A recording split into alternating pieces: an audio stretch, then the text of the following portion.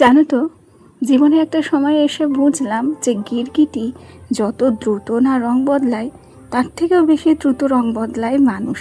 হ্যাঁ গো, এটাই সত্যি। তুমি দেখবে জীবনে যখন তুমি কোনো সমস্যায় পড়বে, ঠিক তখনই ওই প্রিয়জন নামের স্বার্থপর মানুষগুলোর আসল রূপ ঠিক তোমার সামনে ফুটে উঠবে। তখন একটা সময়ের পর যখন ধাক্কা খেতে খেতে দেওয়ালে পিঠ থেকে যাবে, তখন ঠিক তোমার মনে হবে যে এই স্বার্থপর মানুষগুলোকে নিজের লোক না বললেই হয়তো বেশি ভালো করতাম। এই স্বার্থপর মানুষগুলোকে নিজের আপন বলে মনে না করতে পারলেই মনে হয় জীবনে সবচেয়ে বেশি ভালো থাকতাম। তবে যতদিনে আমরা এই জিনিসগুলো বুঝতে পারি, ততদিনে ঠিক অনেকটা সময় আমরা ব্যয় করে ফেলি। আর তখন পস্তানো ছাড়া এবং নিজেকে শুধরে নেওয়া ছাড়া আর কোনো উপায় থাকে না। আর সেই সাথে নিজের মনকে শক্ত করতেও না অনেকটা সময় লেগে যায়। যাই হোক, অনেক গল্প, অনেক কথা হবে তোমাদের সঙ্গে। তার আগে চলো নিজের পরিচয়টা দিয়ে নিই। নমস্কার, কেমন আছো সবাই? আশা করছি সবাই ভালো আছো, আর আমরাও বেশ ভালো আছি। আমি রিমি। আজকে আমার আরও একটি নতুন ব্লগে তোমাদের সবাইকে অনেক অনেক স্বাগত জানাই। আমার মতো যাদের একটাই ঘর এবং আমার মতো যাদের একটা ঘরে সব কিছু, একমাত্র তারাই বোঝে যে এক ঘরে সমস্ত কিছু গুছিয়ে বাগিয়ে রাখা, সব কিছু সাজিয়ে গুছিয়ে কমপ্লিট করে ঘরটাকে পরিপাটি রাখা কতটা কষ্টের। এই কষ্টটা কারোর সঙ্গে ভাগাভাগি করা যায় না। তবে কি বলো তো, জীবনে একটু কষ্ট না করলেও কিন্তু সুখ ভোগ করার মজাটা আসে না। যাই হোক, একটা ভালো সময়ের অপেক্ষায় রয়েছি। তোমরা হয়তো সময়ের সাথে সাথে সব কিছুই জেনে যাবে, আর সেটা এখন হয়তো তোমাদের সঙ্গে শেয়ার করা সম্ভবও নয়। গল্প করতে করতে সুন্দর করে বিছানাটাকে গুছিয়ে রেখেছি। ঘর মানুষের একটা দুটোই হয়, তবে সেই ঘরটা গুছিয়ে রাখার টেকনিকগুলো আলাদা হয়। সময় বিশেষ আমরা এক এক রকমভাবে ঘরগুলো গোছাতে পছন্দ করি, সাজাতে পছন্দ করি।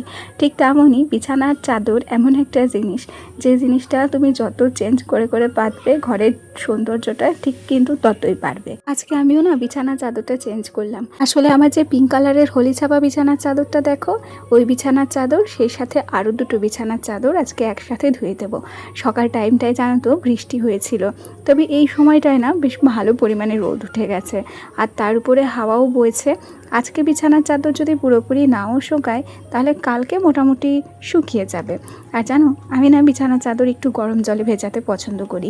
আমার মনে হয় কি, সুতির জিনিস যদি একটু গরম জলে ভেজানো হয়, তাহলে না নোংরাটা খুব তাড়াতাড়ি ওঠে, এবং বিছানার চাদর বলো কিংবা যে কোনো সুতির কাপড় বলো, খুব ভালো পরিষ্কার হয়। তাই ইন্ডাকশানে আমি আগে থেকে জল গরম করে রেখেছিলাম।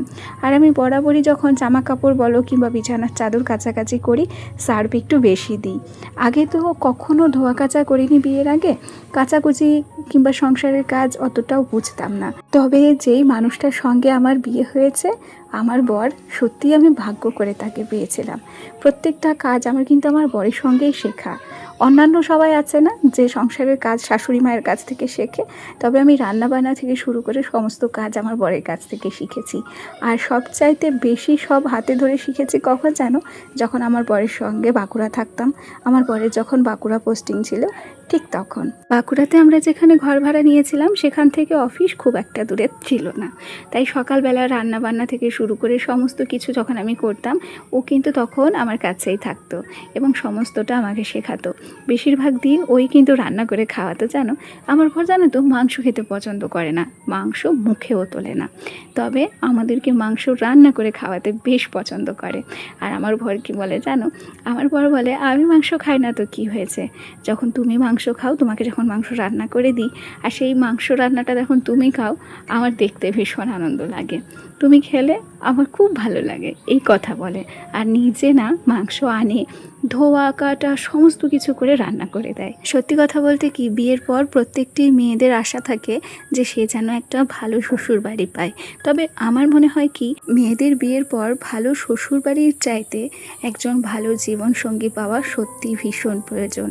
জানো, আজ প্রায় 9 বছর আমার বিয়ে হয়েছে, কিন্তু আমার কখনো এটা মনে পড়ে না যে কোনো কাজ পারিনি বলে কিংবা কোনো কিছু করিনি বলে কখনো আমার বর আমাকে খোঁটা দিয়েছে। এ কথা আমার কখনো মনে পড়ে না, আর সে কোনোদিন আমাকে খোঁটা দিয়ে কথাও বলেনি। তবে এ কথাও সত্যি, মান অভিমান রাগারাগি সব সংসারেই আছে, তবে সব কিছুকে মিলিয়ে মিশিয়ে মানিয়ে গুছিয়ে চলতে হয়, তাই নয় কি বলো? যাই হোক, তোমাদের সঙ্গে গল্প করতে করতে আমি কিন্তু ঘর ঘরদোর সমস্ত কিছু গুছিয়ে নিয়েছি। আর সেই সাথে আলনার উপরে আমার যে ছোট্ট ছোট্ট কসমেটিক্সগুলো থাকে সেইগুলো সমস্ত কিছু আমি পরিষ্কার করে নিয়েছি। আর এখন এই যে বিছানার চাদরগুলো দেখছো, এগুলো আমার এক্সট্রা বিছানার চাদর। আমার কাছে তাও মোটামুটি 6-7টা মতো বিছানার চাদর রয়েছে। সমস্ত বিছানার চাদরগুলোকেই কিন্তু আমি ইউজ করি। তবে হ্যাঁ, 2টো বিছানার চাদর এখনও পর্যন্ত ঘরে তোলা আছে, যেগুলোকে বার করা হয়নি। জানো, ঘর সাজাতে সবসময় যে নিত্য নতুন জিনিস দরকার হয় তা কিন্তু নয়। প্রত্যেকটি মানুষেরই অনেক শখ থাকে, প্রত্যেকটি মানুষই শখ পূরণ করতে পছন্দ করে। তবে এই নয় যে সব শখ শুধুমাত্র টাকার বিনিময়েই পূরণ করতে হয়। বলতে পারো কিছু কিছু সময় ছোট্ট ছোট্ট কিছু জিনিস পরিবর্তনের মাধ্যমে নিজের পুরানো ঘরটাকেও বেশ সুন্দর করে গুছিয়ে রাখা যায়। দেখো, তোমাদের সঙ্গে গল্প করতে করতে আমি সমস্ত বিছানার চাদরগুলো ভাঁজ করে নিয়েছি। সেই সাথে নাইটি কুর্তি যা ছিল সমস্ত কিছু ভাঁজ করে আলনাতে গুছিয়ে নিয়েছি। এবার আলনার উপরের অংশটা না আমরা পরিষ্কার করেছি, জানো, আগের দিনকে। ওই উপরে অনেক কৌটো কাঁটা ছিল, সব কিছু ফেলে দিয়েছি। আর তারপর উপরটাকে পরিষ্কার করে অল্প কয়েকটা কৌটো, যেমন ভেজলিনের বোতল, বরিক পাউডারের বোতল, ওগুলোকে রেখে দিলাম। তবে আলনার উপরটা এর পরের দিন ভাবছি আর একটু ভালো করে পরিষ্কার করব এবং তার উপরে একটা সুন্দর ম্যাট পেতে দেব। তাহলে আলনার উপরটা না ধুলো পড়তে পড়তে নষ্ট হবে না।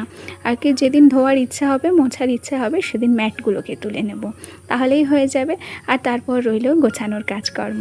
এখন তোমাদের সঙ্গে কথা বলতে বলতে চেয়ারগুলো একটু মুছে নিচ্ছি। এমনিতেই তো জানো যে বৃষ্টি বর্ষা হচ্ছে, সময় বিশেষ কারণে অকারণে চেয়ারগুলোকে বাইরে বার করতেই হয়। আর চেয়ারগুলোর পাগুলো না ভীষণ নোংরা হয়ে যায়, তাই মাঝে মধ্যেই না আমি চেয়ারগুলোকে সুন্দর করে পরিষ্কার করি। দেখো, গল্প করতে করতে ঘরের কাজ তো মোটামুটি কমপ্লিট করে নিয়েছি। তবে সব কাজের মধ্যে আমার একটা বাড়তি কাজ হলো দুধ আনতে যাওয়া। বাড়ির সমস্ত কাজ একা হাতে সামলাতে সামলাতে কখন যে দুধ দিয়ে যায় আমি টের পাই না, জানো। আর যখন সমস্ত কাজ কমপ্লিট করে একটু রেস্ট নেওয়ার সময় হয়, ঠিক তখনই আমার দুধ আনতে যাওয়ার কথা মনে পড়ে। আর যথা মনে পড়া তথায় কাজ, সমস্ত কাজ কমপ্লিট করে এখন সোজা চলে এসেছি দুধ নিতে। আর ইতিমধ্যে দেখো আকাশের অবস্থা, মনে হচ্ছে আবার বৃষ্টি আসবে। তবে আমাদের গাংটা দেখেছো কি দারুণ লাগছে, গাঙে এখনও জল হয়নি। আর এদিকে দেখো, কাজকর্ম গুছিয়ে করেও কিন্তু আমার শান্তি নেই। আমার ছেলে শোকেসের থেকে সমস্ত খেলনা, সমস্ত শোপিস বার করে সেই বিছানায় রেখেছে। এক কথায় বলতে পারো আমার খাটনি দ্বিগুণ বাড়িয়েছে। আমার গোছানো ঘর অগোছালো করতে আমার ছেলের একটা মিনিটও সময় লাগে না। তবে সারাদিন কাজ করতে আমারও বিরক্তি লাগে, জানো। এখন আবার কাজ বাড়লো, ওগুলোকে আবার শোকেসে সাজাতে হবে, গোছাতে হবে। আর তার মাঝেই চলে এসেছিল বৃষ্টি। আর এই অসময়ে বৃষ্টিটা আমার সত্যি ভীষণ বিরক্ত লাগে। আচ্ছা চলো তবে আজ আসি। ভিডিওটি ভালো লাগলে প্লিজ একটা লাইক করে দিও। কাল আবার দেখা হবে। টাটা সবাইকে।